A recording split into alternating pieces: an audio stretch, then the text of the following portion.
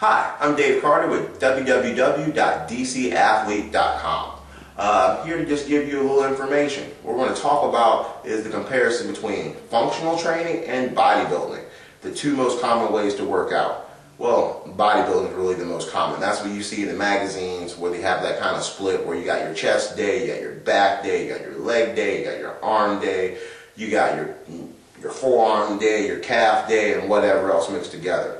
But pretty much you're working maybe working your pecs, your chest, and your biceps, and that's all that day. The next day you might work your lats, which are your back, and then your triceps. I don't like it. A couple of reasons. Number one, you get injured a lot faster that way. Because the whole thing is when you're focusing that much weight on just one body part, you build up what's called a repetitive use injury. And that's when you keep doing the same thing over and over again, and you wear down that joint, or in this case, the muscle. And really what you're doing is you're causing hypertrophy. Big time hypertrophy. All that is try to break the muscle down, build it back up. Break it down, build it back up. Break it down, build it back up. So the bodybuilders are constantly trying to kill themselves, breaking their body down, building it back up. Break it down, building it back up. Problem is how much time they give themselves to rest. And going to that extreme over and over again. Going to that extreme is going to lead to more and more and more injuries. We're not even going to go into what they do to prevent those injuries, like taking a needle and going bang. But anyway, what we're going to really go into is functional training for a minute. Functional training is what I call teamwork training. And by teamwork, I mean teaching your body to work as a team. So let's say we take a sport like football or baseball, soccer, whatever sport you want. So we have two teams of equal ability. They both placed, let's say like 5th and 6th last year. Then this season, for whatever reason, Team A, everything's perfect, they train like they have been. Team B, some weird split happened where they decided it'd be easier if a couple of the guys train in the morning, a couple of the guys train in the middle of the day, and a couple of the guys train at night after work. Maybe it's like a senior league or something like that. They've all got their own lives and things. They can't make it on the weekend. Anyway, the point is this. If you got the morning crew training together, they can be doing all the same exercises and drills, and you got the afternoon lunch crew training, they're doing great. And then you got the night crew, and they're doing great. They might think they're getting the best workout ever. It's only 3 or 4 of them with the coach. They're really training, really doing it hard. But what happens is when the game hits, when that game hits and they need to pass the ball or throw the ball, they might be great when they're passing to someone they practice with during the morning practice, the night practice, or evening practice. But say you got a football game, and the quarterback has not worked with one of the receivers, because that receiver's been practicing at night, the quarterback's been practicing during the day. The receiver's not going to know how far to run, when to turn, what to do. Same thing in soccer or any other game. Because they haven't practiced working together as an integrated team, as a unit, they're going to be less effective.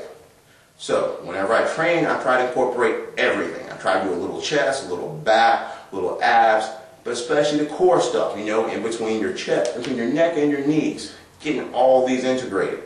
Because that's going to make you what I call a smarter athlete.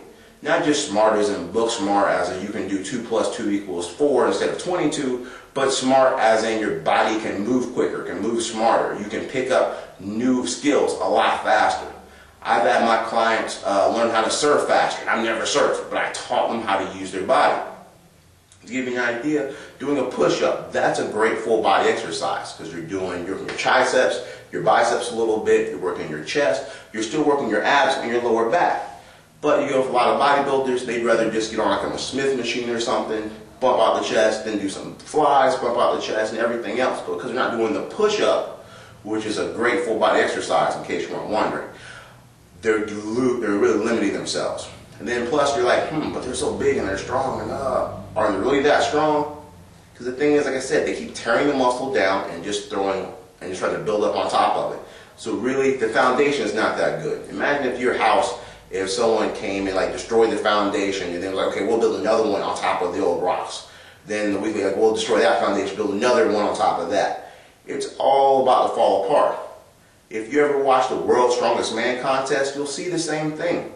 In those World's Strongest Man contests, you might get some big, huge jack bodybuilder, and then he walks up to the plane pull or the fire engine or whatever, and he's like, I want to do it. And he straps on the harness, and he's got the fire engine, and he starts pulling, and he starts pulling, and he starts gassing, and he falls over, and he's only taking 3 steps. And then comes Lars. Lars comes up, looks at the bodybuilder, throws on the giant harness. Yes, Lars has a little bit of a belly, but it's a functional belly if you understand powerlifting. Strong core. Throws on that harness, and then next thing you know, Lars is just boom, boom, boom, boom, boom, boom, boom, boom, boom. He's 200 yards down the road with a fire engine strapped to his back. And you know what? Lars only came in third place. That's the crazy thing about those guys.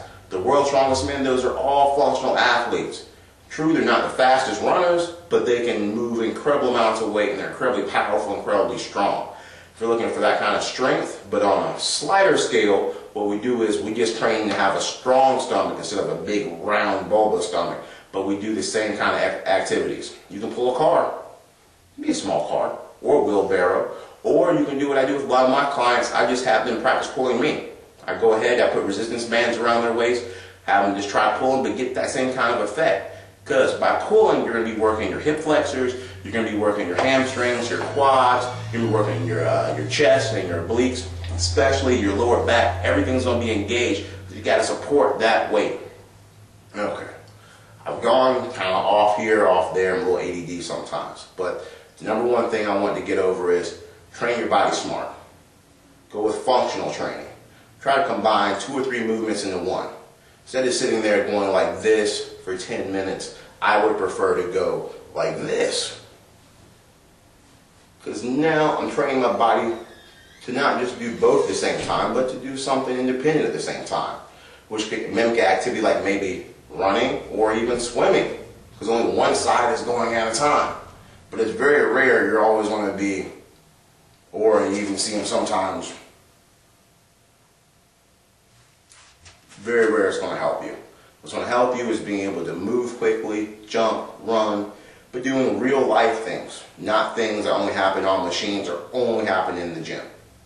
Hope this has been helpful. I hope this wasn't too long. Once again, I'm Dave Carter with DCathlete.com. If you need to know more, you can always check out my website, DCathlete.com. I'm also on Facebook. Just look up Dave Carter. Or you can find me over on MySpace at myspace.com/DaveFights. Or even on YouTube, where you probably found this video, youtube.com/DaveFights. Hope you have a great day. Thanks for listening.